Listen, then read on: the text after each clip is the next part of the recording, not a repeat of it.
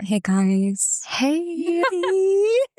a new friend today. Yes. I'm so excited and so honored, genuinely. Thank you so much for having me. Duh. Very special. We're so happy to have you. Thanks. How do we know Tara? Why did we ask her to be on the podcast? I will answer my own question.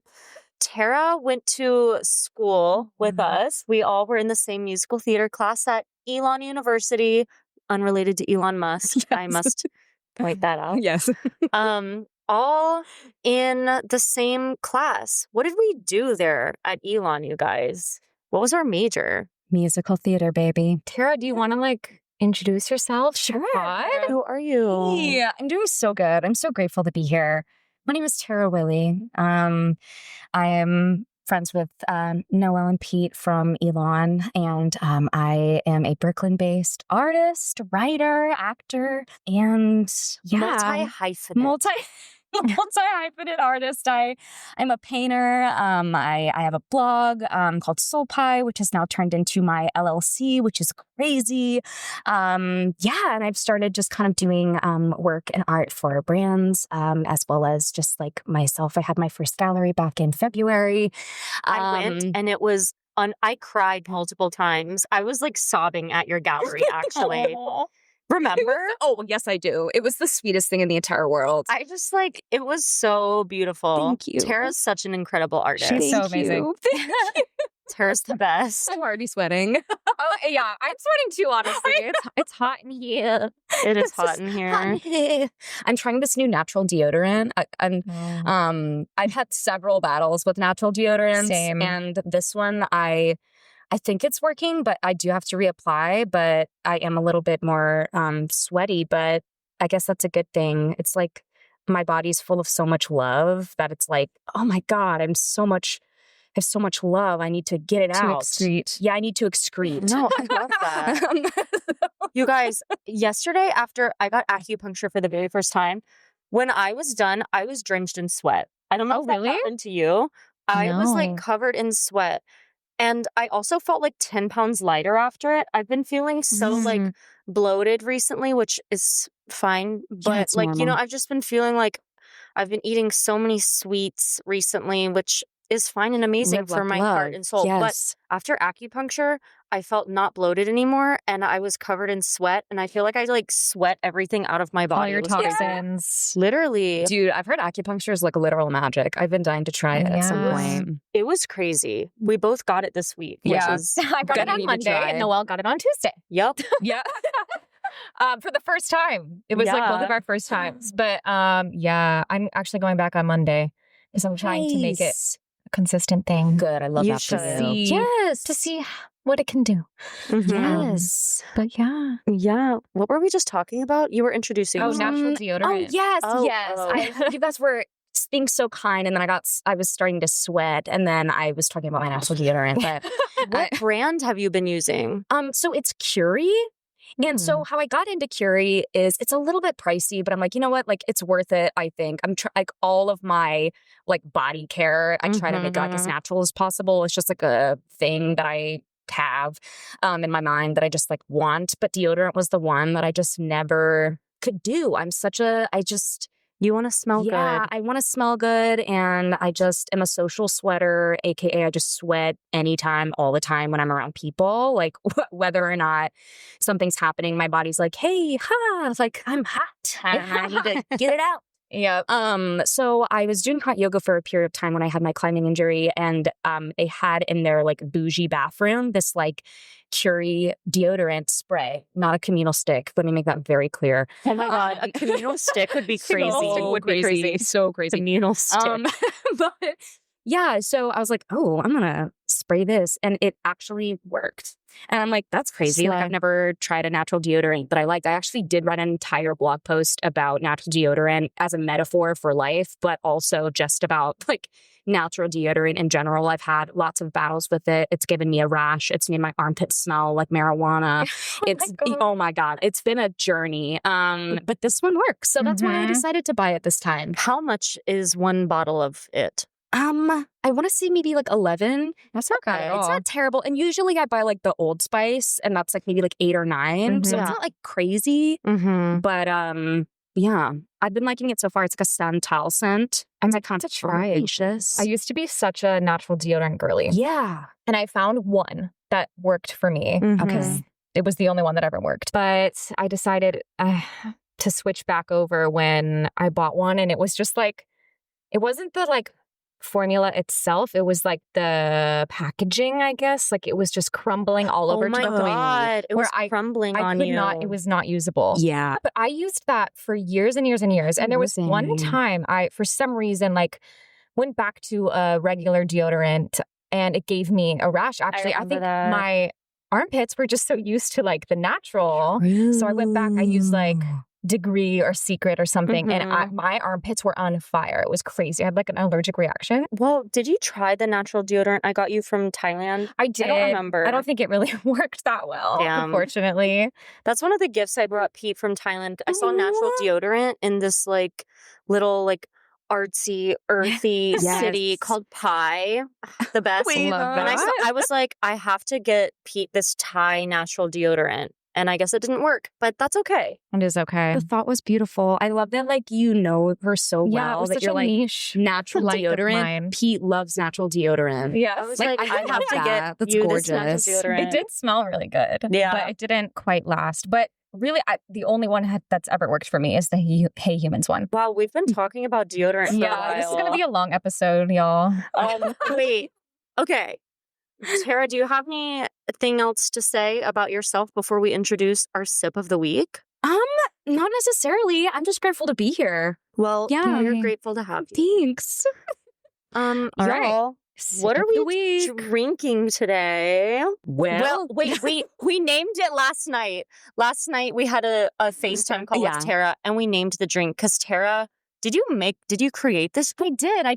I've started blending various juices and then diluting them with a sparkling water over ice. And it's so refreshing. It's been my vibe lately. So this one, it's the Power of 7 red juice from Trader Joe's. Oh, wait. We never said what we named the drink. Yeah.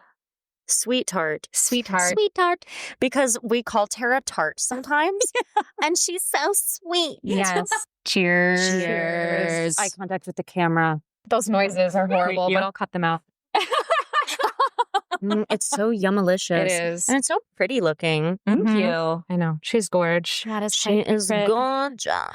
Okay. Let's move on to our Smile of the Week segment. Love this segment. You guys, if you've been listening, are familiar. Every week we mention one thing that made us smile throughout the week just to kind of put our gratitude into practice. So, Tara, why don't you go first? Okay. I've been thinking about this.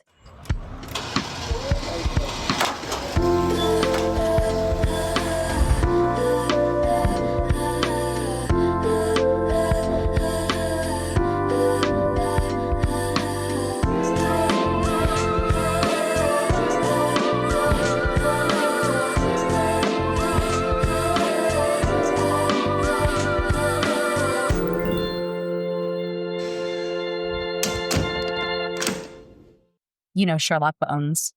For those of you that don't know Sherlock Bones is my son, my dog. And I was taking him to the park on Sunday, and Sherlock Bones has a dog park bully. Terrible. No. It's actually like really bad. But it's actually like pretty tough. So it's this dog named Bella, of all things. No offense to any Bellas out there. I just have a bad connotation with Bella because this dog is so mean. And so she has attacked Sherlock, like bit him like 2 times. The owners, this is a good thing. This story gets better. I just providing this for context. This is your smile of the week. This is my smile. This is your frown of the week, it sounds like. It is not. I'm about to turn that frown upside down for y'all.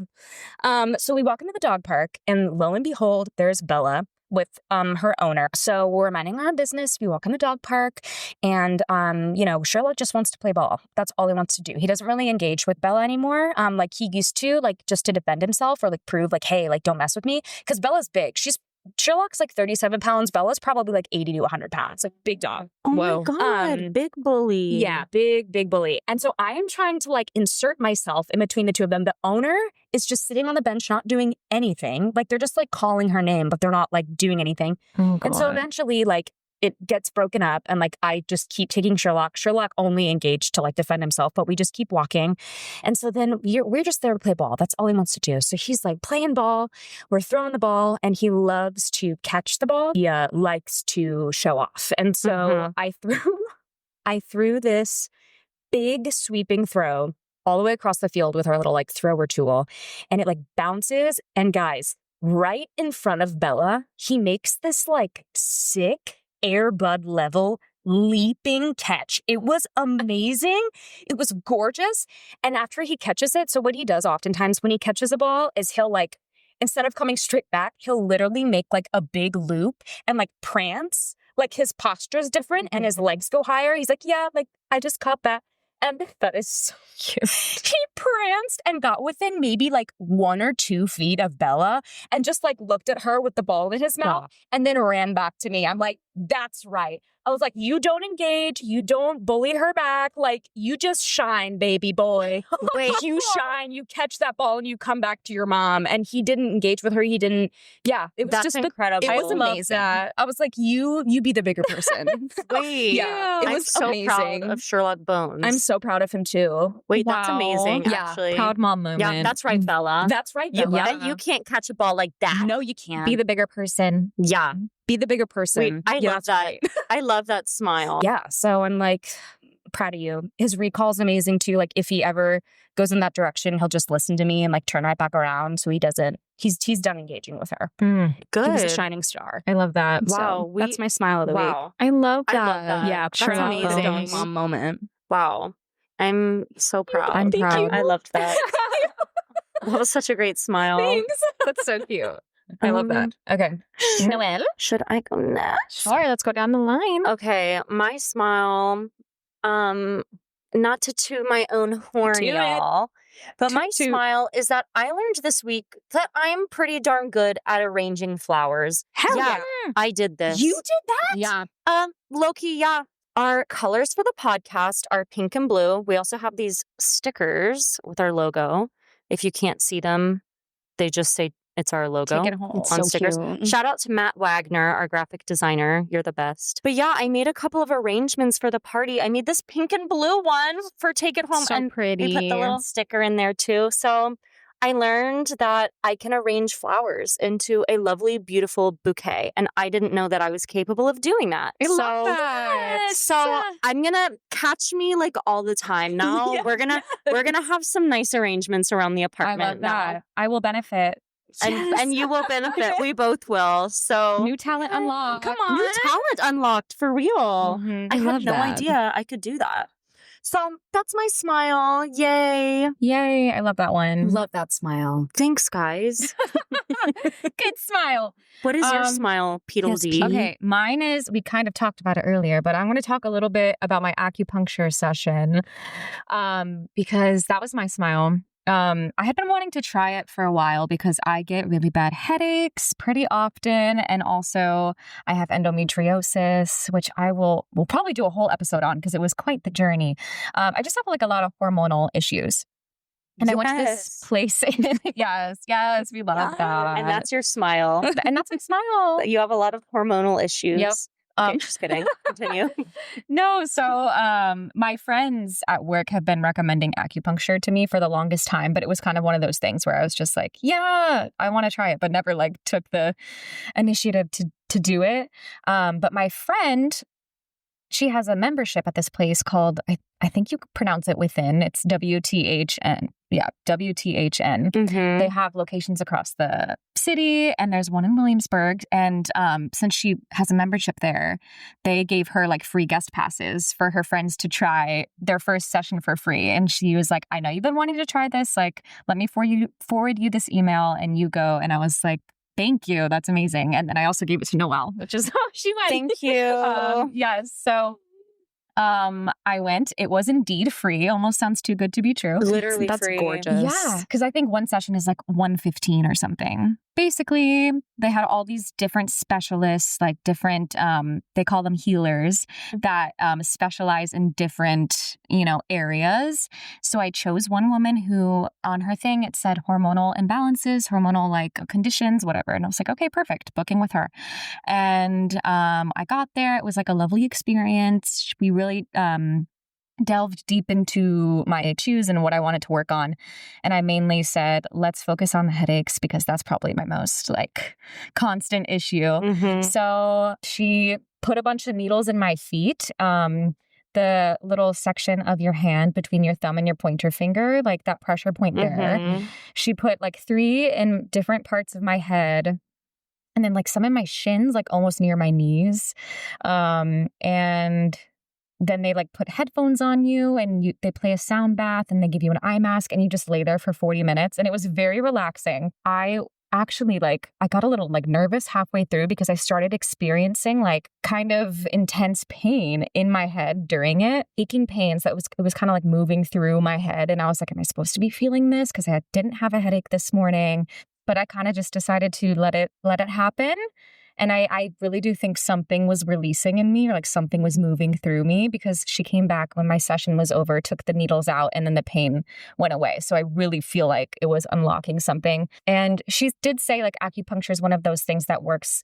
The more you do it, the more it will work. So that's why I'm going back, because I don't know, I believe in all that stuff. Me like too. energy releasing, flowing through you and all that. Sure. But 100%. yeah, and then I felt so zen after for the rest of the day. Yeah. And I was like, this might be my new wellness, Love that for you. wellness thing that I treat myself to. So yeah, we'll see I'll keep you guys updated if it works over time. Dude, the fact that it was free felt too good to be true. I know. Also, I know. I was like so skeptical. I was like, I feel like I'm going to get out of here and I'm going to have to pay something. Yeah. But it was literally free. It was free. Oh, I love that. And now you're going back a lot. They get customers like me who they're like, do you want to buy 3 more sessions at a discounted price? And I was like, yes. Yes. So that's why, they offer the free, they try to rope you in, and they got me. So yes. that was my smile. Oh, that's so good. Have you ever done acupuncture? I haven't. It's something that I really have wanted to try, but I just haven't yet, I guess. And I'm not really sure why. There is a part of it that like scares me a little bit. Mm-hmm. It does not hurt at all. There's a reason why it's so big and why people swear by it, because it really works, know?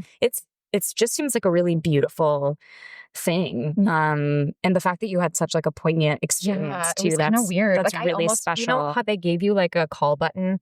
Yeah. Like just in case you need, I like almost pressed it. I was like, my head really hurts. Yeah. I love how it's like specialized too. Yeah. I think that's really cool. Like we got completely different things when we went. Because I went for more shoulder tension and like stress. And I was laying on my stomach and you were on your back. But they put them like all in my back and then a couple of spots like in my legs. Where else did they put them? Like in my shoulders and stuff. Yeah, it was crazy town. Maybe I'll go book an appointment. You should. No, you should. You need to. Cool. Okay. All right. Should we get into our topic today?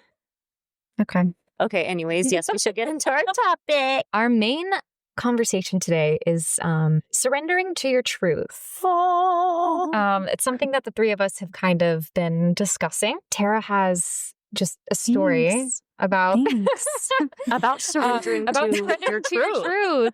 So, when we have guests on this podcast, we're really going to try to make it a collaborative experience of like, what do we want to talk about? So we asked Tara, what's been on your mind? What's been on your heart? What do you really want to share on Take It Home? So Tara, do you want to talk a little bit about why this has been something you want to talk about? Absolutely. So yeah, when y'all reached out to me about being on the podcast and just asked, what's been on your heart? What do you feel like you want to talk about? I feel like the most resounding yes was to kind of talk about the massive change that my heart and my spirit have undergone in the last 2 years. For those of you that don't know me, I have been a performer, musical theater, singer, actor, dancer my whole life. I started when I was 3.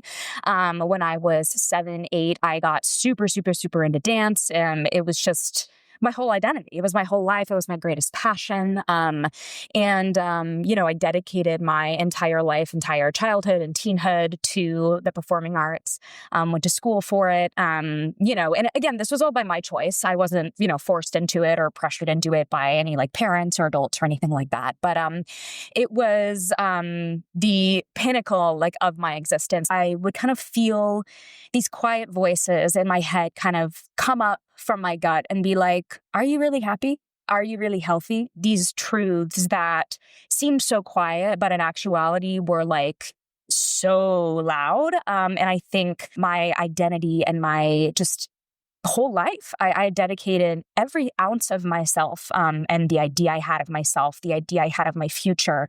All I ever wanted and centered my life around was dancing, was performing. And it's weird. I'm still kind of learning how to talk about this because the genuine love and passion for it is and was there to this day. I think one of the most difficult things I've had to come to terms with is, I have had a lot of voices that in my head that are telling me like, oh, like if only like you were like stronger, like, oh, you were just too weak, like, oh, like you just like couldn't handle the pressure, like, oh, like everyone's going to be like, so like you're letting yourself down. Like I had a really messed up like relationship with my inner child at one point.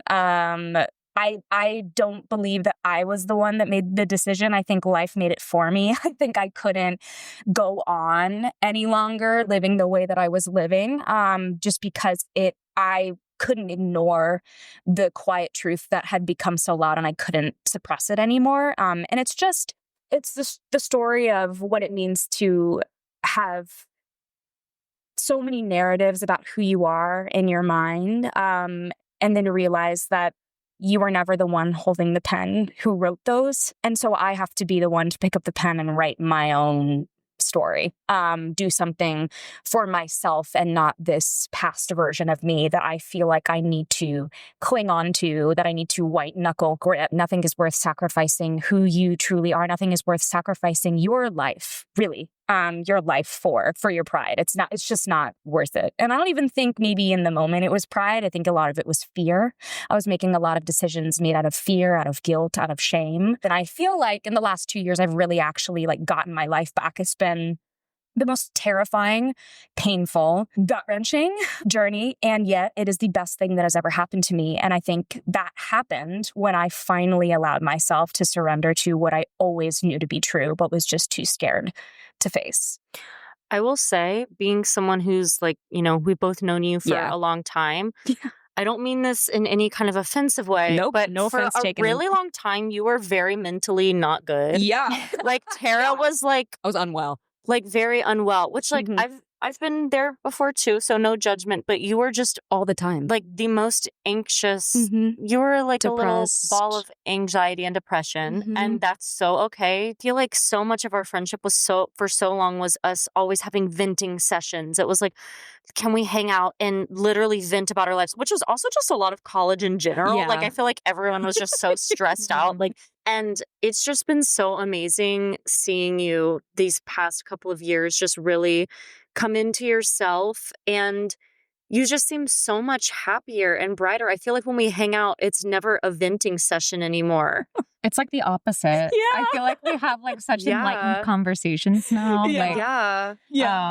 That does that like make you want to tear up a little bit? No, literally, thank you so much. And I agree with what you said. My family will be the first one to say it. Like the last 2 years, they're like, we're just so, they literally said verbatim, they're like, we're just so happy that you're like, okay, that you're like finally okay. Because like, like people were like worried sick about me. And I was too, if I'm going to be honest. Like I'm going to get really vulnerable. It's like there was a lot of just disordic stuff. There was, prescription drug abuse. There was eating disorders. There was a lot of me saying I'm fine or doing things or, little white lies for the sake of like just keeping like whatever like anxiety, shame monster that like kind of ruled my entire consciousness. And I think what happened 2 years ago, so I have an incredible boyfriend. His name is Nate. Shout out Nate. Shout out Nate. Nate's the GOAT. And we've been together for 5 years now. And we met in 2020 working at a Trader Joe's, which is crazy and really on brand. And so my anxiety really like peaked when I was with him. Not that sounds like bad, but it's because he was a mirror to every single part of me that needed to change. Not because he tried to change me, but because he loved me in such a genuine way that his love tried to take up all the space that shame had taken up for so long. I had so many beliefs about myself. I was bullied really bad in middle school and early high school. Not great.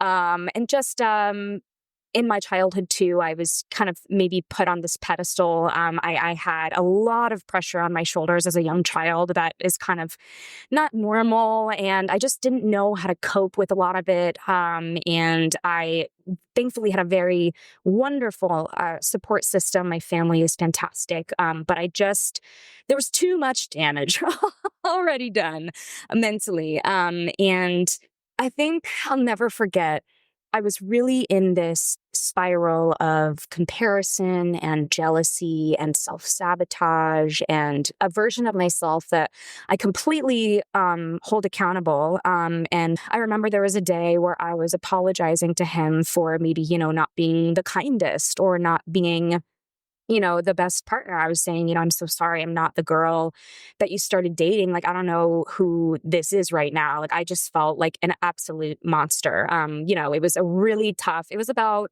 7 or 8 months of just like every day it felt like I was dying. Like, I don't even know. Like, I really don't even know. I was like, if this isn't the lowest low, like I really don't know what else there is. Like, it was just the hardest point of time in my life. And he cut me off and he's like, Tara, he's like, I need you to stop with the guilt and the shame shit. And he's like, because what it is, it's a distraction. And I'm like, what do you mean? He's like, your guilt and your shame are a distraction from what it really is that you're dealing with. What is that? And I was like, whoa.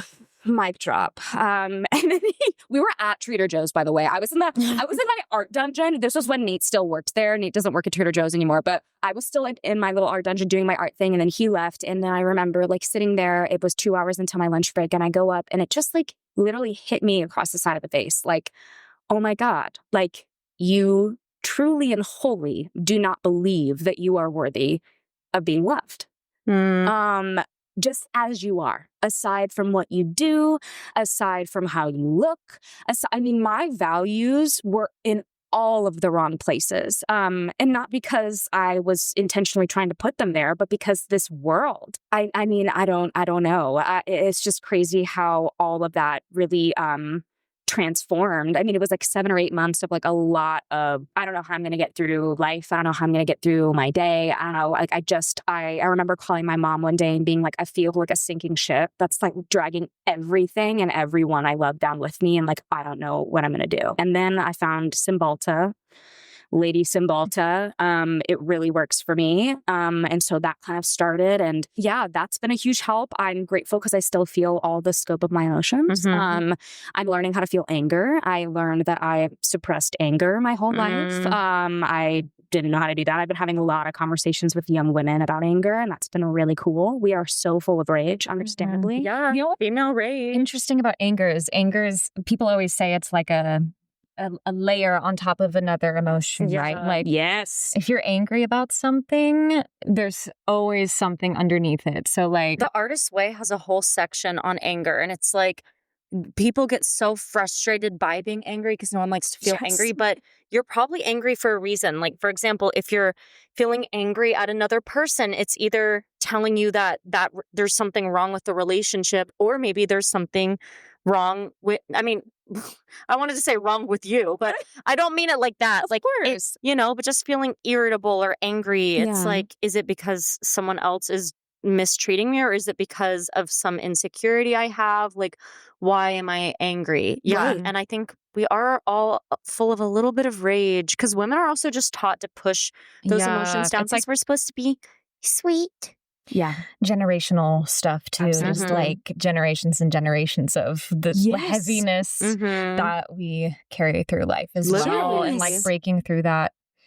That's crazy. And like you're saying, curiosity I found because as I was like spiraling, tail spinning for 7 months, on top of that, I had a lot of guilt, obviously, for like how I was acting and like how I was treating Nate and like how, and so granted, like I was always accountable. I would like go to him and be like, that was really messed up. Like, I'm so sorry. Like that's, the only way that things got better is when I had to be compassionate with myself, because if there's anything I learned, change doesn't come from hating or bullying yourself into that change. Like I had to mess up.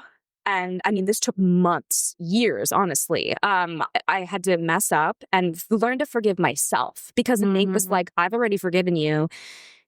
You need to forgive yourself. And then I would just like shame spiral, which would only then make things worse. So like curiosity is the best tool, or like allowing yourself, like when you're feeling an emotion that just feels so icky. It's like with anger, I find your anger is actually the part of you that loves you so much. It's defending you. Yes. Like it's just it's crazy. It's kind of crazy when you think about it that way. It really is. Yeah. It really is like the movie Inside Out. Like, all of their emotional parts. Like, so good. They're just like wanting to be heard. And then when you give them space to be heard, like one of my least favorite emotions in the world is jealousy. I hate jealousy. It feels disgusting in my body. I hate it. And so like if and when I feel jealous, I have to take a breath. And instead of demonizing the jealousy, I have to be like, hey, like, what's going on here? Like, why do you feel this way? Like, okay, I understand. I understand why you're feeling that way. That's human. All right, cool. You're allowed. It'll pass. And then it does. Like, it's so counterintuitive. And I was one of those people too. Like, I've had several therapists at a time. And they would all say stuff like that to me. Like, you need to have a healthier relationship with your emotions. Like, that's your like number one problem. Like, and I'm like, oh, or like when people are like, you are not your thoughts. I'm like, yeah, right. Okay. Like I would always like roll my eyes at that shit. And then it's like, it just took years because I fully did not believe I was capable. Also, I know like you and you've learned a lot through dating Nate about yourself. And I think some of that is, we've talked a lot about we've talked a lot about relationship OCD and stuff. And I feel like, for example, if you're waking up one day and you're just feeling irritable for no reason, maybe it has nothing to do with Nate, but you wake up and you're not feeling like, I'm next to Nate and everything's perfect because of Nate. Then you can start questioning and being like, why am I not feeling obsessed with him right now? Why am I in a bad mood? Oh God, that means that this relationship isn't right. Yeah. When really, like, we're not supposed to feel happy about anything all the time. No, even it's impossible. Like in life, like, friends we have who are like on Broadway and that was their dream, like don't feel like going to work sometimes. Yes. And that's life. It is. You can't be happy all the time. And honestly, the bad times make the good ones even better. That's right. Mm-hmm. Also, I do want to take a moment to shout out anxiety and depression meds. Yes. Because you mentioned earlier that you were on a medication that did not work for you for a while. No. And I remember for a long time, it made you completely shut off to the idea of any kind of other medicines. Yep.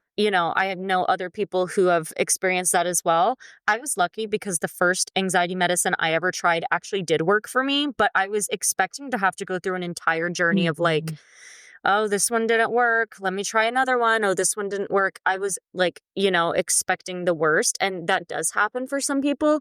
But I will say, if you try medicine and it doesn't work for you, you can try another one. Just because you try one medicine and it makes you feel awful doesn't mean that the next one you try won't cure you. Like Absolutely. Hey, Prozac, that's what I take right now. Shout out to you because you are the best and you cured me. I don't know how I lived life without medication. Dude, same. When you have a sick brain, you gotta take medicine for it. You do. And that's the thing too. Like I will be on Cymbalta till the day I die. Like and again, it's like everyone has a different journey with their medication. And that's totally okay and personal to everyone. But for myself personally, like it has made such a difference in my life. And it's like my dad says, he's like, okay, like you take, a medication for like a physical ailment, like you'll take a medication for like a brain ailment. You know what I mean? And also I think going on medication, I'm not crazy. Yeah. It's a chemical, like I have a chemical thing happening. And when those shift, it changed my entire outlook, like on who I was as a person, because I felt insane. Like I felt inherently broken. I'm just like crazy all the time. And then I was like, oh wait, I'm not crazy or broken. Like I have a little fixing in my brain. Right. Yep. It was huge. Yeah. I feel like that's so hard too, because how do you know whether or not a medication is like working for you, you know? Like, right. It's like, how do I use my judgment about whether or not this is making me feel better? Like, and then I'm sure it probably takes time as well for it to kick in. Well, and then when you get off of a medication, like it takes time to wean yourself off of that and then try a different one. Like that's a journey. So, I mean, it's amazing that you found something that works for you. I'm so happy. I remember when I first started mine too, I was asking some of my coworkers at Lululemon at the time who were also on medication for sick little brains. And I was like, how do you know, like when it starts working, blah, blah, blah. And I remember one girl being like, honestly, like it's not like one day you just wake up and you're like, it works. Just going out to eat made me anxious. And I think that people didn't even know that because it wasn't something I wouldn't be freaking out at dinner, but on the inside, I'd be like, don't have a panic attack at dinner, Noelle, like for no reason. And that's so not normal. The fuck. And I was experiencing that low key for like a long time. And so I just remember, it wasn't like suddenly I just felt like, wow, I'm not anxious. I just remember I had lots of moments like that where like a couple months after starting, I'd be out at dinner with my friends and I'd be like, wait, I haven't thought about anxiety a single time. Like I'm just living life. And I feel like that's how I kind of knew. It didn't feel like it changed my body or mind completely. It just kind of felt like I don't know. I hate the stigma around medication. I feel it's like, people take Tylenol. Well, I know there's a lot happening with Tylenol right now, apparently. So fucking stupid. Anyways, which is okay. Also fucked up because not to get political, we can cut this out if we don't want to talk about politics on air if anyone's uncomfortable, but Trump is talking about how pregnant women shouldn't take Tylenol because it can cause autism in their babies, when Tylenol is the only safe painkiller. I mean, I might be wrong. I'm not a scientist or whatever, but it's known for being one of the only safe, painkillers for women to take when they're pregnant. Of course. And Trump said something too, like, you just got to tough it out while you're pregnant. Oh my God. This man has never had a period cramp. This man. I'm gonna. Like, you try being pregnant. I've never been pregnant. No, I need you to listen to that thing he said. It's all, like, what, if one, there's no studies that prove that Tylenol causes autism. To tough it out. Yeah, you try growing a literal child in your body for 9 months. The things that women deal with. I mean, I've never even been pregnant, okay? And you've dealt with serious pain. So much. Yeah. Yeah. I don't know. It's just laughable. Yeah, it's actually kind of crazy. No, it's insane. Mm-hmm. So anyways, like how people take Tylenol. People take Tylenol or Advil when they're in pain. People take medicines all the time for autoimmune disorders, like everything. Why is it different with your brain? Like it shouldn't be. It's literally chemical imbalances. Like it is physical. It's mental, but it is also literally physically what's happening in your brain. That's right. Mm-hmm. And that's why anxiety and depression and all of these like mental illnesses can be genetic too. Like me and my sister are both mentally ill. Like, I don't think that's, and that also sounds just so like mentally ill, like we're dying. But it's just that sounds so much. It's an illness of your brain. It's like literally normal. Yeah. It's not. It's so normal. So many people deal with this. Like, I had friends being like, you should really be medicated. No. And I was like, I'm scared of medicine. And now I'm like, that's valid too. It's scary. You have to do it when you're ready. Yeah. Because I have health anxiety, and that includes like, I don't like trying new medicines and stuff. And so especially being unmedicated, so I'm already really anxious and having this medicine in front of me, I'm like, this medicine is going to kill me. Well, like when I first started taking it, I was like, as actors, as artists, like you fear it's going to stifle your experience, like as a human. I can full stop say, in my personal experience, again, it's so different for everyone, but that hasn't been the case. And I'm very grateful. It's amazing. No, yeah. Yeah. I want to pivot.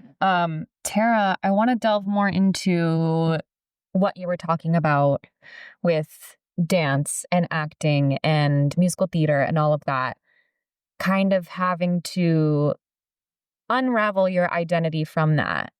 Oh, yeah. Let's talk about that. Was there like, because I can relate. Mm-hmm.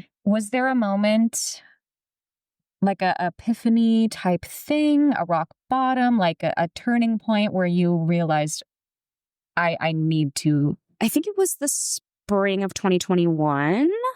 Spring or summer of 2021. I remember, because we were sent home from school in March of 2020. And, I had been, we'd all been grinding, at theater school for 4 years. And like, I remember even freshman year, like going to a yoga class, second semester freshman year, and calling my mom and just being like, I'm here for musical theater and something about it just feels wrong. And I don't know why. And it feels really terrifying to say this.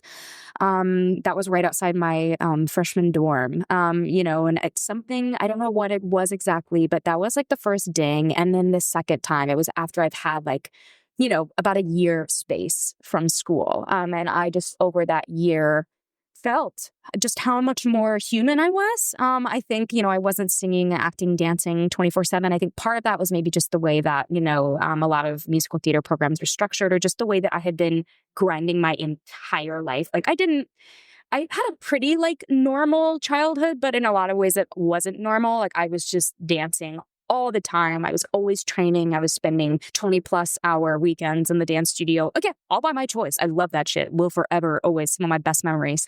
But it was just my entire life. And I would always say, oh, I want to be doing this till I'm in a wheelchair, or, it was my heart. And my goal had always been to be on Broadway, and I would always say like, oh, this is another thing that was something I ignored, but always looking back was like, there you go. There's another clue. It was, after I graduate college, like I want to go to New York. And then like my dream is to be on Broadway. Like hopefully that will succeed. But then after that, like I'm going to move out West and like I'm going to live like on a farm and like I'm going to be an artist and like all this stuff. And the second half of that was always so much more exciting and full of joy. Like even like in school, like I was always, I hung out with a lot of like non-theater people. Like I didn't know a lot of stuff about theater. Like I didn't really like care about like what was on Broadway or like who was on Broadway. Like I was just like, oh, cool. Like I just loved theater for the sake of theater. And like I was good at it and I enjoyed that. And I think it became over time more of how high can you kick your leg? How high can you sing this note? And less about enjoying it. Yep. Yeah. And so it morphed into from passion into just like self-loathing central all the time. Like you're never good enough. You're not. And whenever I was in theater spaces, I was just always so like full of comparison and jealousy. And like that wasn't a normal heart posture for me. Like, and then because of that anxiety and jealousy and comparison, like I beat up on myself. Like I would internalize all of that. And then it was just this big spiral. And so the moment I looked at my mom and I said out loud for the first time, because there's something powerful, and I know y'all know this, about saying something out loud for the first time. Yeah. Not thinking it, not writing it down, but speaking it. I looked at her and I said, I never thought I'd say this in my entire life, but why am I a happier and healthier version of myself when I'm not dancing, when I'm not performing? It was terrifying because there wasn't a world in which I wasn't doing that, in which I wasn't pursuing that at all. And so I also discovered in the pandemic, Howard Fine, he's an acting teacher over in LA and his full studio. And I kind of got into that. And I just kind of started to fall more in love with like acting and straight acting. And I found that was such a beautiful place where I could show up as Tara, and I could audition, but I didn't feel like I needed to fit into a box. Maybe because it's just something that I chose to do. Yeah. But again, it's like, I don't really know where my life is taking me. But I think on top of that, I realized I cannot live a life that's completely outside of my control. Like I had my job at Trader Joe's when I moved here. Like my first two years here were really tough. I hated it here. I was just really not doing great and really, really hard. And because it's like I had my job at Trader Joe's, and then the only other thing outside of not even Trader Joe's didn't give me like a sense of purpose or like a sense of like, I'm here not to work at Trader Joe's. Like I'm here to, perform and do what I love. And so, auditions and getting auditions, out of your control. Sometimes it's real slow and sometimes it's busy. And so it's like, well, I'd feel great when I was getting a lot of auditions. And then in the slow season, I would just feel like shit. And I'm like, I can't live my life like this. Like, so then that birthed the, I love to write. I've always loved writing, and I follow a lot of Substacks. I follow a lot of email newsletters. And I was like, what if I did that for myself? Like, what if I created a creative life or a sense of creative purpose outside of acting that's in my control that I can dedicate my time and energy to, so that I can still do the acting stuff, but so that I can have my job at Trader Joe's and then have something outside of it that gives me a sense of purpose. And so thus Soul Pie was born. And it was just a Substack blog that I would write. And it's the first creative thing, honestly, in my life that I've ever done that's just for me. I didn't even care if people were going to read it. I was like, I just want to write because I love to write. And ultimately, I want to be a writer, maybe in some form. So I was like, I don't have any body of work to show for. So I was like, let me build it myself. You know, Nate was always like, what if you like sold prints? And I was like, no, like, I don't really have done that before. Like, I don't really think people would like it. Like, it just seems like, whereas, you know, your brain will make so many excuses for like, oh, I don't have time. I don't have whatever, which sometimes legitimately is very true. But in my circumstance, it wasn't. It was fear. And so then, lo and behold, I mean, when, you know, I kind of, this is now we're into like late 2023 into 2024, which is when my whole like mental freak out was. And from there, after I got on the medication, I could fully allow myself to lean into all of these parts of myself that I never allowed myself to, because I had this belief that if I'm not pursuing or theater or whatever with my full chest, then I'm not deserving, or I'm lazy, or like someone else is always working. Like, you know, like all of those lies that you're fed. Y'all, I, for the first time in, at the time, my 26 years on this big ball, I did not take a dance class. I did not take an acting lesson, and I did not take a voice lesson. And it was the best year of my life. Oh my God. Yeah. Like yes, like I discovered who Tara was, and getting there was terrible, pun intended, I guess. But Terrible. I was like, dang it, I'm gonna have to call it out. Terrible. You know, I really leaned into my rock climbing, which I'd always wanted to do. I really, you know, I tried jujitsu. I leaned into my art. I started selling my prints, which then led to selling prints at coffee shops, that led me having a gallery, led me, you know, partnering with all of these wonderful brands, which led to an LLC, which led to doing all the art and branding for, you know, a brand new restaurant in the West Village. Like just crazy stuff, like crazy stuff.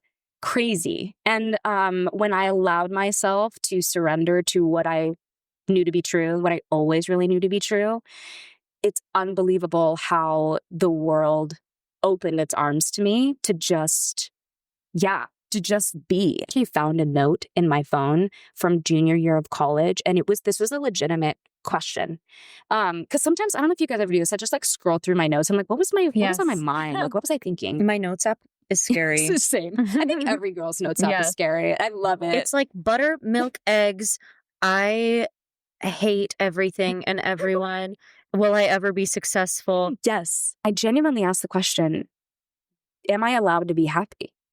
Because it felt like under no circumstance was that achievable, because my brain was always like, you need to do this different. You need to do more of this. You need to do less of this. Like, you're to this, you're to that. Like, you know, and I just saw that and I was like, oh my God, you can't mess your life up. You make a decision, you lean into what's bringing you curiosity and joy, and it doesn't say anything about your character. Me choosing to pivot from musical theater, you know, I still have my moments where I'm like, but I can quickly kind of like walk my way through them of like, hey, like, that wasn't your path and it's okay. It doesn't mean that you're a failure. It doesn't mean that you're not who your younger version of yourself wanted you to be. In fact, be impossible, because 8-year-old Tara didn't know what existing as an adult in the world really was like. It's an unrealistic thing to compare your life to, is like what your inner child or like what your past self wanted. That's so true. In no world would 8-year-old Tara know like what it's like. You know what I mean? And so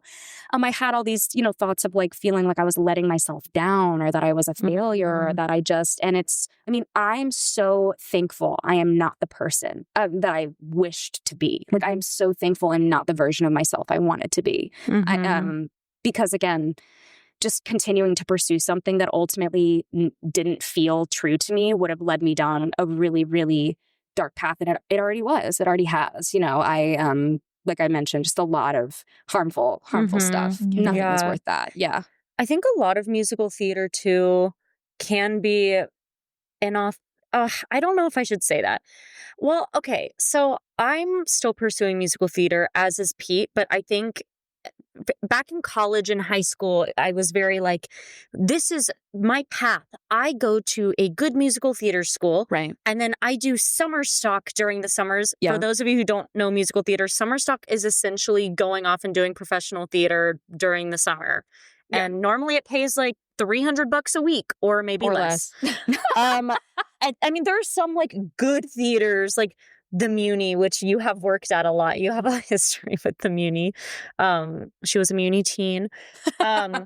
There's just different kinds of musicals and opportunities. Like, and me and Pete talk about this a lot. We're still pursuing it, but we've become way more selective, which like maybe some people would say that that's crazy because like I don't have a very big musical theater resume. And like a lot of people would say like, you should build that. And then that's how you get to Broadway. But I'm like, I'm not really in the mood to do a show that wouldn't bring me fulfillment or joy. Mm-hmm. Like and that includes Broadway too. Like why don't I just like, I enjoy living in New York City and hanging out with my friends. Like, and then there are some shows and contracts that like really do appeal to me where I'm like, ooh, I'm going to audition for that because I want to do that. But I just don't want to audition for the things that we're told we have to audition for because we do musical theater and you have to audition for everything and every opportunity is a gift. It's like, bruh, no, it's not. Yeah. I think there's something inherent about musical theater or even dance too, like especially dance, just that world and being in a BFA program and all of that, whether they mean to or not, but it kind of strips you of your individuality. Yeah. And wants to make you this. I mean, even Elon wasn't even like the extreme of this, which is what's crazy. Yes. Is like Elon was known for not doing like, that. The opposite of that. Elon even like, I don't know, accepted a variety of different kind. Like we did have like a more, I don't know, less cookie cutter image. But even there, like I just feel, because I don't think it was the school necessarily. I think it's the nature of musical theater. Agreed. It's like you want to be, oh, I'm so perfect for this role or this role. And I've always felt like where I don't align with that is I don't feel like so much this thing or so much this thing. Like I feel, I don't know, like and I feel like you are the same way. So I don't know, being in the program where you're just taught, like you were saying, like this is how you do it and this is going to be the next step and whatever. I don't know, it can be exhausting. And when things don't go that way or it doesn't feel like that's what you want to do, it's like, what am I doing wrong? Like, why do I? And the whole narrative of like, if you could imagine yourself doing anything else, then don't do musical theater. I'm like, what do you mean? So this has to be my entire life. This has to be my entire identity. If I can't imagine myself enjoying or pursuing anything else, then I shouldn't be doing this career. Like, yes, I know it's hard, but why can't I also be a human outside a person? Right. And that's what I'm doing. And I'm very proud of that. Like, yes, you should be. I've loosened my grip so much on like what I thought my life would look like or what the steps, would be to get there, or like let go of when it's going to happen or how that's going to look for me. And I'm being way more selective about projects that excite me. Like, why do I have to go and audition for everything just because I haven't, been on Broadway yet? Why does someone who has been on Broadway get to be selective about their career? I think we're living, breathing examples of like artists who have made lives for themselves that work for them. That's why I've started A Night of New Works. My cabaret series, because it's still musical theater, but I'm like, I love the new original stuff. Like, there's so many jukebox musicals out there, which I have opinions. There's some jukebox musicals that I love. They're fun. I think they're there for a reason. However, I do think that there's a lot of newer work that's not getting put out there because sometimes jukebox musicals make the money because the tourists come to New York and want to see the shows where they already know all of the music. Songs. Yeah. But I have so many incredible composer and writer friends who are writing all this new oh my God, I'm just going to shout out Emma Ashford real quick. She has literally, every time I see her, I'm like, when's your musical going to Broadway? Yeah. Like, she has this musical. It was originally called Heartbeats. Now I think it's called Miss America. She changed. It's about a world where women have to, if they want to get an abortion and people find out, they get in trouble, and then they're forced to like go to a prison where they're kept pregnant and then have to carry their baby to term. But it sounds like, but it's also so funny in a lot of ways. And it's like, I saw it, the reading of it, I was sobbing. Oh my God. The music is so good. It's like one of the best shows ever. And I'm like, we need this right now. Yeah, why isn't this on Broadway? I know. So anyways, Emma's always in A Night of New Works because I just think she's amazing and so smart. She's my twin. Things like that. Like, I'm like, I want to do a show like that. And then that's why I started A Night of New Works. I was like, there's so much cool new shit that's meaningful, and people that I know are writing stuff that, you know, is new and unique to them. And we see so much like, why are people singing Katy Perry? Yeah, I know. I might need to cut that out, but also like, yeah, it's just genuine. Yeah. I auditioned for that stuff too. You know what? If I booked that, I'm sure I would love to be in a Broadway show. However, like, the goal is to be in my life is to make money doing what's artistically fulfilling to me. That's right. And I think there's just so much new stuff that people aren't seeing because people won't give it opportunities. And so, yeah, that's what I have to say about that. I agree. Yeah. It's, for me, it's not just, like, I do love performing, but it's so much deeper than that. That's right. Exactly. And you know what's crazy? Because you were talking about your love for writing and how you kind of discovered that. And everything you said was so to a T my experience with when I started writing music. Yeah. Like, how it was something of just yours that you weren't doing for anyone else, that was like exercising your artistic side and didn't really have anything to do with theater. That's how I felt when I started writing music. And it was actually, when I started writing music, was the first time I felt like an artist. Yeah.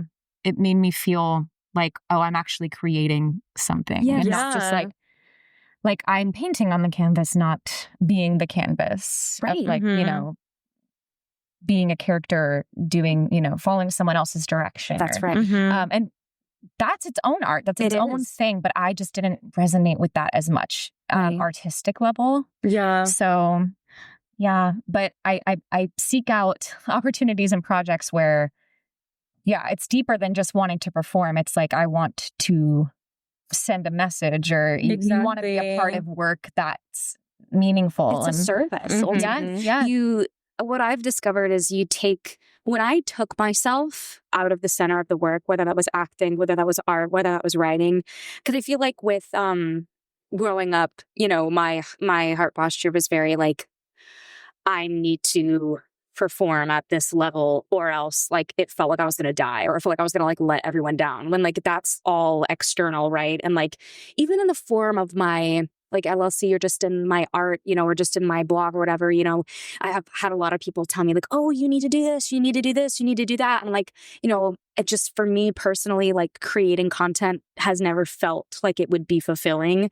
That just doesn't feel like it's my journey. I'm so wildly impressed by people that do that because it seems so hard. And that just never felt aligned with me. And it's been so interesting in the last couple of years how, and again, going back to what you were saying about just like with theater, it's like you're told like, this is what you need to do in order to get here. And it's like, unfortunately, like life doesn't work like that. You could do everything right and it's still not gonna happen. So then it makes you question yourself. It makes you question everything, you know? And with this, it's like I found desperation, or a sense of like, I need to do this, or this is the right way, or, you know, even advice. Like I think people always have good intentions most of the time with advice, but you really have to just take it with a grain of salt. I had a lot of people telling me, oh, you need to do this, you need to do that. And like none of it felt fully like authentic to me. And so there was a part of my brain that was like, like people are telling you, you need to do this, like do it. And then I was like, but that feels exhausting. That doesn't feel authentic. And if there's anything I've learned in the past 3-4 years, it's if you do something from a place that doesn't feel true to you, it's not going to give you the results that you want. So, and which kind of then leads me into the point of, I think for a long time, I felt that my art, or just kind of like my style was like too niche or like too, I don't know, like with social media and just everything being so accessible, which is gorgeous in so many ways. And also it makes things a lot more saturated. It's harder to stand out, right? Yeah. And so it's like, you're thinking like, how do I stand out? And it's just like, again, if there's anything I've learned, it's like, you have to trust that what you're offering in itself is enough, and like leaning into your own way of doing things, taking advice, taking, what works for you and leaving what doesn't, but like knowing that like all of the noise, all of the external, like you need to, doesn't always apply. Like it doesn't have to be true for you if it's not true for you. Yeah. I feel like people can always sense authenticity. Yes. And that's what people are drawn to. And I think it's inspiring too, if you're being authentic to yourself, to like encourage others to do the same. That's for me. But yeah, it is so hard I struggle with that, with social media and everything. Just like, you're seeing so much, like way too much that we were ever like supposed to be exposed to. Literally. So I don't know. There's a line between like inspiration and like just absorption. Yeah. Just being so like, I don't know, drowned out. Yes. By everything that you're seeing. And it's like, okay, well, who am I? Or like, honestly, for a while even, I was like, what even is my, like, not even like and of course I guess that's like a human natural thing to like not know, but like you have all of this, what it really is probably is data. You see what succeeds on social media. And so you see like what people are liking, you see what's trending.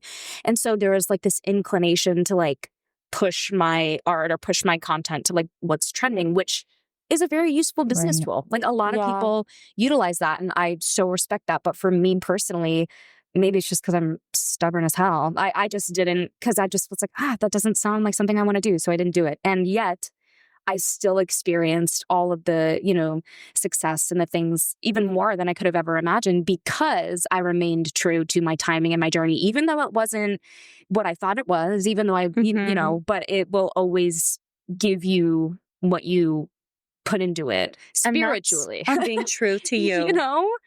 So, I just feel like it's kind of goes back to what we were saying about enjoying the journey, enjoying the process, because if you're not, life is too short, to spend your life and your time pursuing something that ultimately maybe brings you down or keeps you in a state of self-loathing or comparison. It's just, in my opinion and in my experience, it just wasn't worth it. Yeah.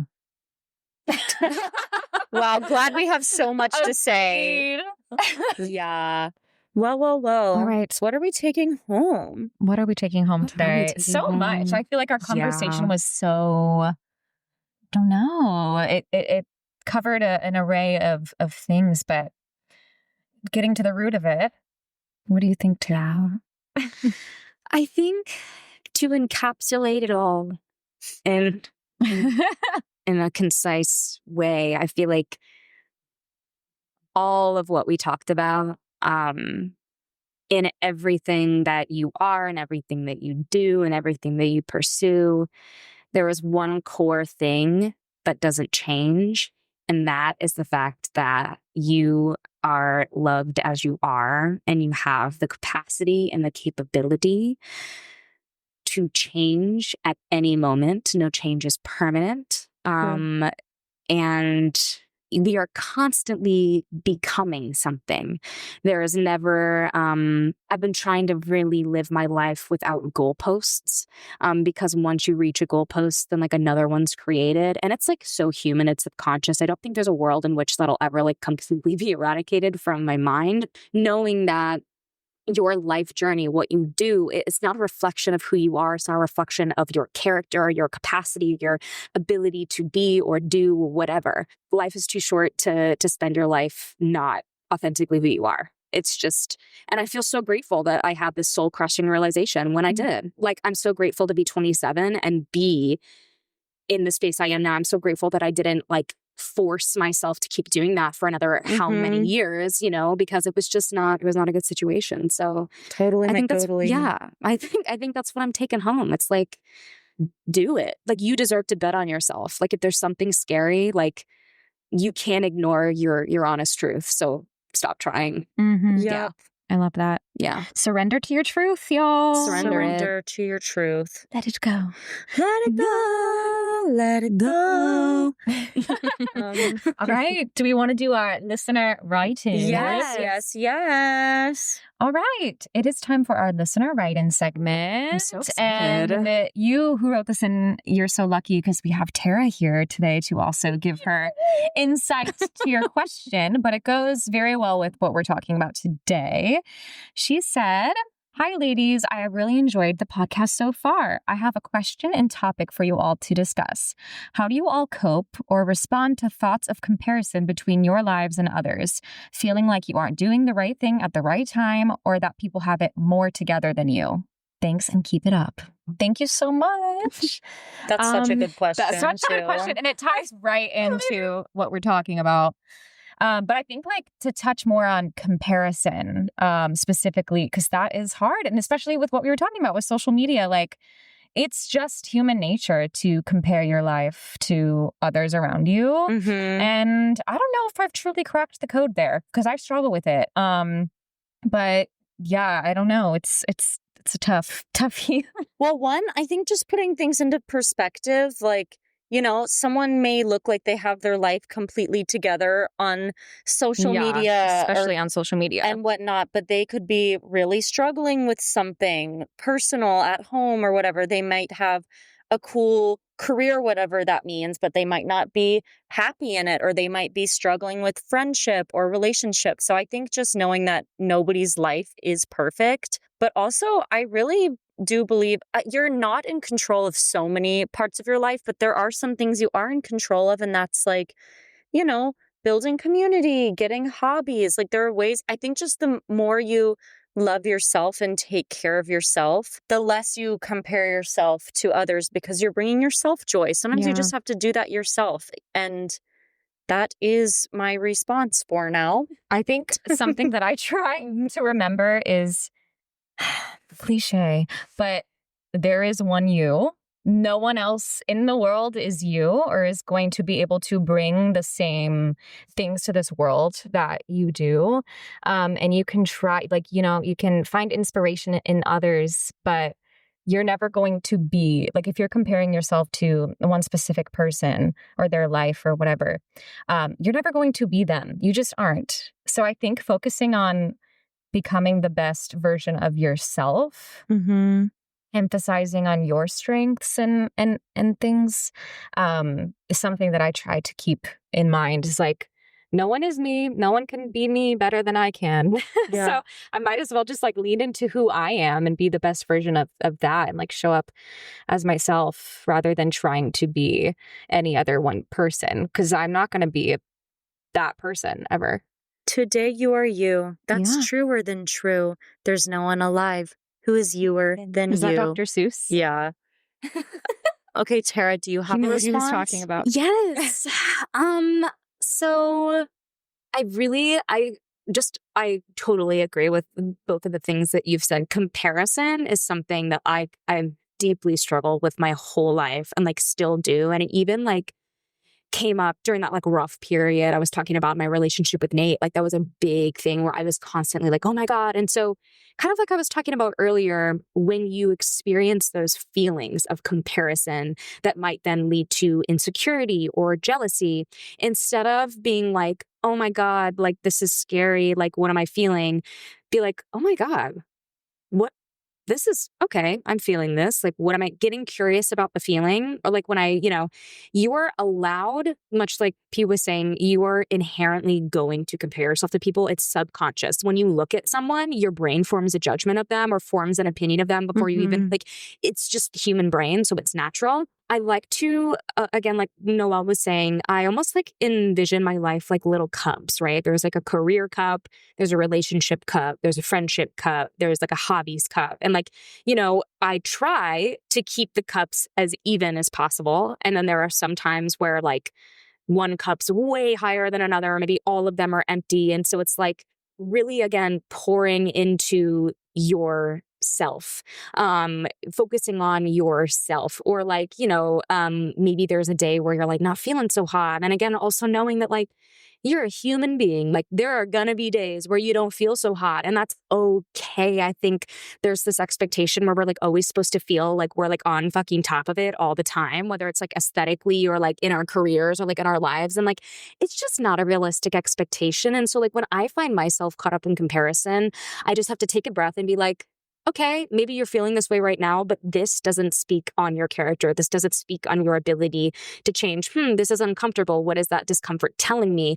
Oh, if I'm comparing myself or, to this person in this way, what is that telling me about how I'm feeling about this certain thing, and how can I motivate myself to get there? So it again comes from a more compassionate place than a more like hateful place, or like I need to change. It's like, I want to change. Ultimately, change is due to a compassion and a love for yourself, or at least that's always the goal.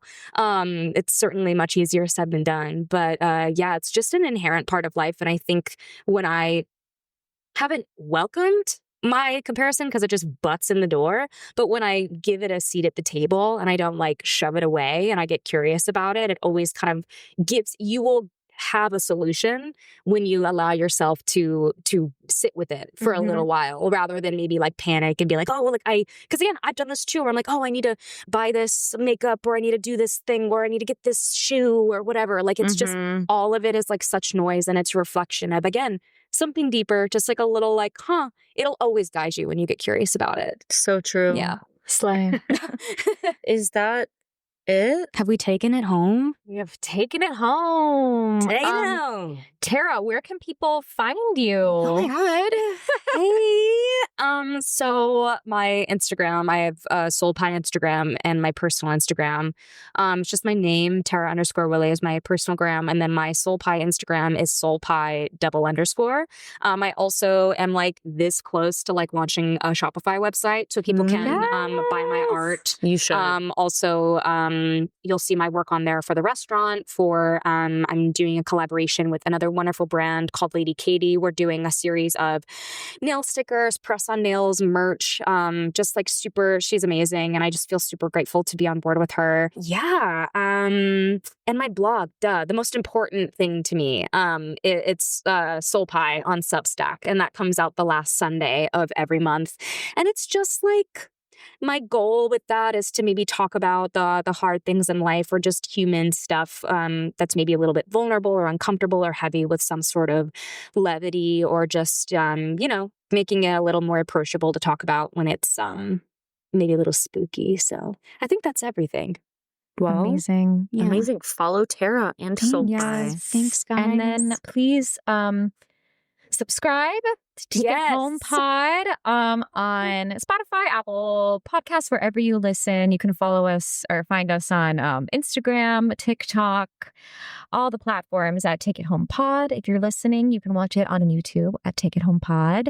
If you have an idea for episode topic or a listener writing question that will stay anonymous, you can always DM us, give us your opinions. But yeah, do all the things to support us as we're trying to build our little community here. Yay. And thank you so much, Tara. We love Tara coming on. This has been amazing as our first guest. Such an honor. We love Tara. I love you guys so much. I This love you was too. really so special. Wow. Yay. All right. Double hearts. We've started doing this at the end of Yes. I love If you're this. listening, you can't see us, but we're doing something really cool. We're doing a hand heart. So go watch it on YouTube. Goodbye. Goodbye. Bye. Mwah. Mwah.